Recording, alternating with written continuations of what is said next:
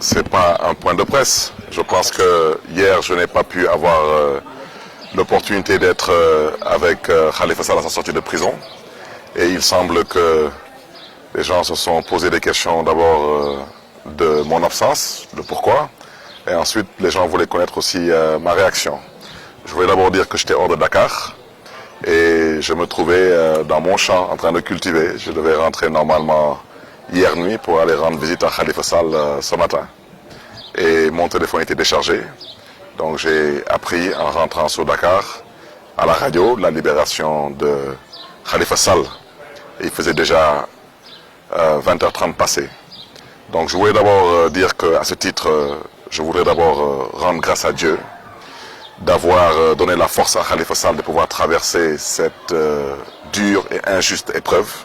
Rendre grâce à Dieu d'avoir donné à Khalifa Sall la chance de rentrer en prison en bonne santé et de lui avoir aussi permis de sortir de cette prison en bonne santé.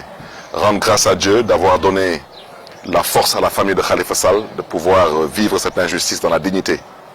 Et je voudrais aussi profiter de cette occasion pour remercier tous les Sénégalais et toutes les Sénégalaises qui sont mobilisés contre cette injustice et qui n'ont jamais cessé de manifester leur soutien à Khalifa Sall ainsi qu'à ses proches.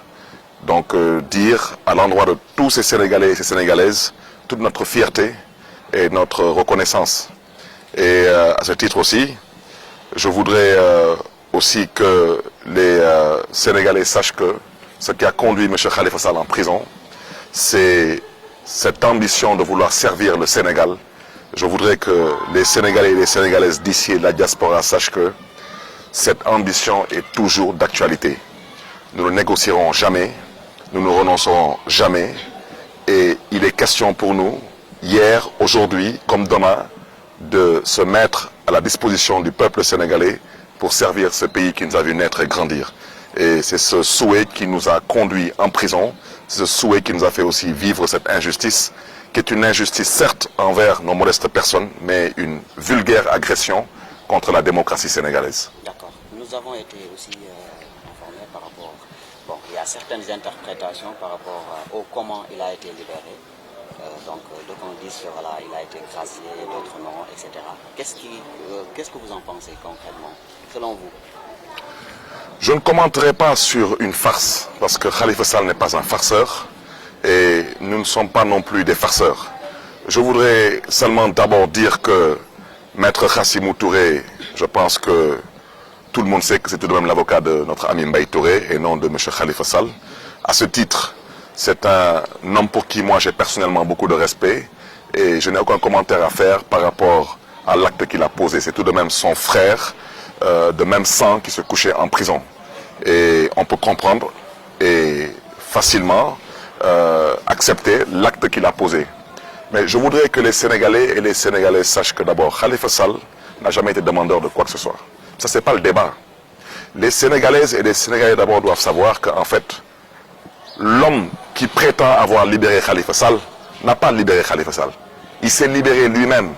Parce que c'est lui qui était au finish devenu un prisonnier de la haine et des préjugés. Et c'est cet homme lui-même qui s'est libéré. Il parlait de la volonté, du désir. J'espère que c'est à lui de... Il ne s'agit pas d'apaisement social, il s'agit de démocratie. Le Sénégal n'est pas en guerre. Le Sénégal ne vit pas des moments qui nécessitent aujourd'hui qu'il y ait un pseudo-dialogue, pour ne pas dire un pseudo-complot entre les dealers, pour chercher à vouloir endormir les Sénégalais. Il faudrait aujourd'hui que le président Macky Sall nous dise quand est-ce qu'il compte organiser des élections dans ce pays. Ça s'appelle vivre en démocratie. Le président Macky Sall est arrivé au pouvoir par la voie des urnes. Aujourd'hui, il veut se maintenir au pouvoir par des complots et des deals. Et ça, c'est à dénoncer. Après avoir cherché à emprisonner des honnêtes citoyens, après avoir cherché à exiler d'autres honnêtes citoyens, pour se maintenir de façon antidémocratique et totalement illégale avec la complicité de certains de ces magistrats au pouvoir, ce monsieur ne trouve rien d'autre à faire aujourd'hui que de vouloir endormir le peuple sénégalais en cherchant à vouloir nous distraire avec des soi-disant mains tendues, des accolades, et je ne sais pas quoi d'autre. Il ne s'agit pas... à sa réconciliation avec Wade, par exemple. une fois de plus, ce qui nous intéresse, c'est le Sénégal. Ce qui nous intéresse, c'est la démocratie sénégalaise. Les individus ne nous intéressent pas. On sommes 15 millions de Sénégalais. Pourquoi est-ce qu'il doit avoir une petite brochette de Sénégalais qui doivent s'accaparer du quotidien des Sénégalais? On vit en démocratie. Je vous dis que cet homme s'est auto-élu en février 2019 et il compte n'organiser aucune élection jusqu'en 2024. Il vous a déjà dit qu'il ne sait pas quand est-ce que les élections locales auront lieu. On vit dans quelle démocratie? Et ils sont en train de vous parler d'un report des élections législatives qui veulent coupler avec la présidentielle. Je répète ce que j'ai dit. Si cet homme pense que c'est en cherchant à avoir des accolades ou des échanges de civilité, ou bien en vouloir faire croire à des gens, ou soi-disant que le Sénégal est dans un dialogue politique, ou de vouloir endormir l'opinion nationale en voulant faire croire que certaines personnes ont bénéficié d'une grâce présidentielle, pour ne pas parler d'une farce présidentielle, il faut que les uns et les autres sachent que cela ne nous intéresse pas. Ce qui nous intéresse, c'est le Sénégal. Et le Sénégal, je le répète, c'est une république. Et en république, quand on parle de démocratie, la démocratie, elle se consomme, elle se vit. À quand les élections? Et je répète une fois de plus, que pendant qu'on y est, il faudrait que tout le monde comprenne qu'on n'est pas ni disposé ni disponible à négocier ou à discuter de quoi que ce soit qui tourne autour de l'avenir de Khalifa Sall. Khalifa Sall a été mis en prison de façon injuste pour avoir nourri une ambition d'être candidat. La candidature de Khalifa Sall est toujours d'actualité. Et je peux me permettre tout de suite de vous dire dès à présent que M. Khalifa Sall est candidat à l'élection présidentielle de 2024. Ça doit être clair dans la tête de cet homme particulièrement. Le troisième mandat qu'il cherche à avoir vaille que vaille avec la complicité de certains dealers de l'opposition, je pèse tous mes mots, je parle de ces dealers et non de ces leaders, ça ne passera pas. On vit en démocratie. Je le répète, politiquement, Macky Sall n'a pas le droit à un troisième mandat. Moralement, il n'a pas le droit à un troisième mandat. Humainement, il n'en a pas le droit. Maintenant, le reste, ça relève de la responsabilité du peuple sénégalais. C'est au peuple sénégalais de se mobiliser pour faire respecter l'esprit même de la Constitution du Sénégal et de faire aussi respecter même l'esprit de la démocratie sénégalaise. Par rapport à la candidature prochaine de Khalifa Sall, vous ne pensez pas à une retrouvaille de la famille socialiste par hasard autour de sa candidature? Aujourd'hui, il ne s'agit pas des socialistes ou des libéraux. Il s'agit des Sénégalais et des Sénégalaises. Et dans les jours à venir, Khalifa Sall va se mettre en marche. Il sera à la tête d'une vaste plateforme. Il aura avec lui un vaste mouvement avec pour seul et unique objectif la conquête et l'exercice du pouvoir pour servir le peuple sénégalais. C'est une question d'heure. Pour beaucoup, le combat n'est plus juridique mais plutôt politique, justement par rapport à l'amnistie qui justement lui permettra peut-être de briguer 2024. Nous ne sommes pas dans les logiques d'amnistie ou pas. Khalifa Sall a été mis en prison de façon injuste et de façon arbitraire.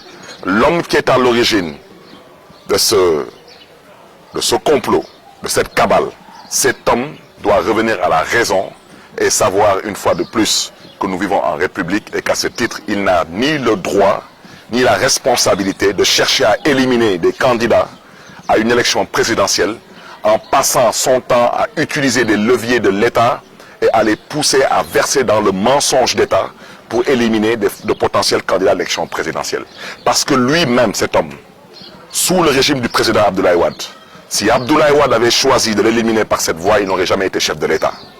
Et je pense tout de même qu'on ne peut pas prétendre avoir été fils de Sénégalais lambda, avoir été simple fonctionnaire et se lever pour vouloir nous faire croire qu'en l'espace de quelques mois, on a pu amasser 8 milliards de francs CFA. Donc je pense qu'à l'époque, quand le président Abdoulaye Wade parlait de blanchiment d'argent, il avait peut-être même de la matière. Mais le pauvre, malheureusement, il ne l'a pas exploité parce que sa culture de la démocratie ne pouvait pas justifier qu'à la veille d'une élection présidentielle, il cherche à écarter un potentiel candidat en le mettant en prison. Et pourtant, il avait des arguments. Je répète et je rappelle au besoin que M. Karim Wade n'est pas poursuivi pour détournement de deniers publics. Je répète et je rappelle que M. Karim Wade est poursuivi, a été condamné et emprisonné, soi-disant, pour enrichissement illicite, comme s'il n'a pas le droit d'être riche. Et on n'a pas été capable d'expliquer aux Sénégalais d'où vient sa fortune. Comme s'il n'a pas le droit de prendre de l'argent de son père.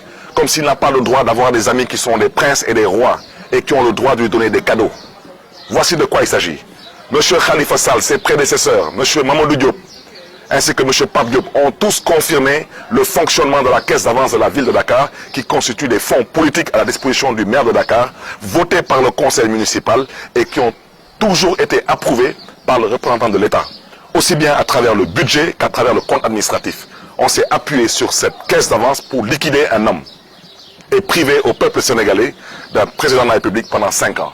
C'est de ça qu'il s'agit. Alors cet homme qui veut aujourd'hui faire croire que soi-disant c'est un grand démocrate et qui veut faire croire à l'opinion nationale et internationale que soi-disant c'est un homme qui a un cœur sur la main, je voudrais que les Sénégalaises et les Sénégalais sachent que cet homme n'a pas libéré Khalifa Sall, cet homme s'est libéré lui-même parce que étant malheureusement arrivé à une situation où lui-même est devenu prisonnier de sa propre bêtise. C'est de ça qu'il s'agit. D'accord. Par rapport à l'avenir politique de Khalifa Sall, il est important qu'il retrouve ses pacifiques. Si par hasard il n'y a pas d'amnistie, comment comptez-vous mener ce combat-là? Mais quand on y arrivera aussi, il faudra demander au peuple sénégalais comment est-ce qu'il compte s'organiser pour que cet homme n'obtienne pas un 3e mandat. Amnistie par rapport à quoi? Amnistie par rapport à qui? Khalifa Sall a été arrêté et jeté en prison de façon injuste, arbitraire, avec la complicité de certains magistrats. C'est de ça qu'il s'agit. Maintenant, il semble qu'il y ait des gens qui pensent que leurs mandats ne se termineront jamais, leurs mandats plus ou moins au pluriel, parce que nous sommes au 2e mandat et apparemment on va en chercher un 3e. Et après le 3e, on va penser qu'il faut en chercher un 4e, parce qu'on n'est pas encore assez âgé. Je le répète, ce combat est un combat citoyen, c'est un combat patriotique pour la restauration des valeurs démocratiques au Sénégal. C'est aux Sénégalais et aux Sénégalaises de comprendre qu'il s'agit de leur avenir et c'est aux Sénégalaises et aux Sénégalais de se mobiliser.